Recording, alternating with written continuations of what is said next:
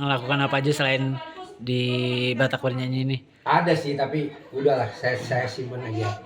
Nanti kita pelan-pelan apa ya namanya? Ada beberapa yang diharapkan, dipersiapkan, tapi kita tunggu aja, nanti saya fokus sama Batak bernyanyi ini.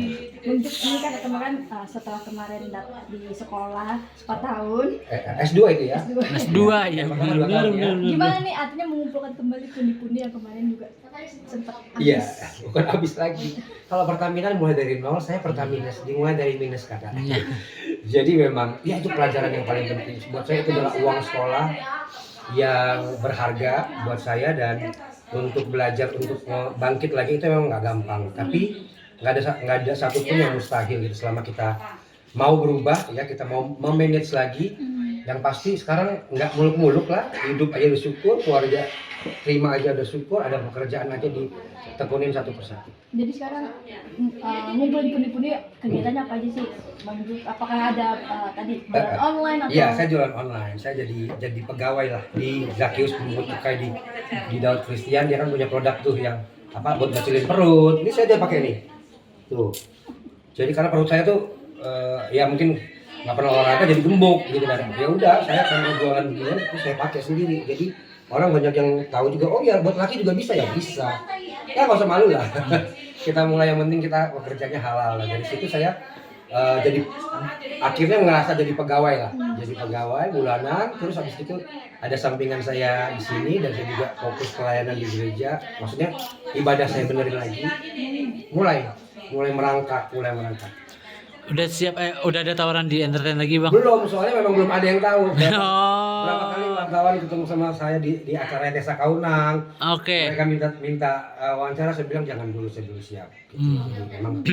Memang ya selama hampir 5 tahun terpisah, terus tiba-tiba balik lagi ke situ, ya saya butuh waktu lah. Karena ini memang saya terlibat di dalamnya, ya saya bisa ngomong. Oke. Tapi kalau tiba-tiba di acara orang terus ada wartawan minta apa, ngomong apa? Bang Jup, tapi kalau misalkan nanti memang nggak ada lagi tawaran di entertain, mungkin udah siap kah? Udah siap. Ya, buat saya hidup ini adalah, hidup saya ini udah kesempatan yang ketiga. Yang pertama saya gagal, yang kedua ini, terus habis itu yang ini adalah yang ketiga buat saya. Jadi udah nggak ada muluk-muluk lagi, untuk bisa ada makanan, ada pakaian, aja itu cukup buat saya gitu. Dan dipercayakan project Batak bernyanyi ini, ya saya fokusnya di sini. Untuk next kalau memang ada, ya kenapa enggak, tapi juga enggak muluk-muluk lah. Itu aja. Artinya kan terpuruk Kapok. Nggak worth it menurut saya. Apalagi saya kan memang baru coba, saya pemakai bukan penjual. Iya. Dan pemakaiannya bisa sampai segitu gitu loh ya. Dan kebayang lah kalau misalkan saya nggak kapok mau jadi apa. Saya udah tahu bayangannya ke depan. Saya udah lihat semua orang dari 0 sampai 10 ada di dalam situ, beda-beda kasusnya. Yang namanya manusia itu nggak pernah tahu hari sialnya itu kapan. Jadi jangan macet, jangan bermain-main lah. Nah buat saya sekarang kan saya bilang, ya itu hidup saya ini anugerah, nggak mau muluk-muluk. Yang paling udah bisa berhenti aja, dan udah bisa mulai kembali normal menata kehidupan saya pribadi aja, itu udah lebih dari cukup buat saya. berarti yang hapus circle yang buruk, artinya menjauhi orang-orang yang Iya. dulu sempat Iya, jadi pergaulan yang buruk merusak kebiasaan yang baik, tapi juga pergaulan yang baik akan memperbaiki kebiasaan yang buruk. Jadi buat saya nggak nyalain mereka, saya nggak nyalain pergaulan saya yang dulu. Emang semuanya itu kan ada di dalam kita, kehendak bebas. Jadi kalau misalkan kemarin saya terjerembab seperti itu bukan karena orang lain, karena memang saya yang salah memilih keputusan itu aja.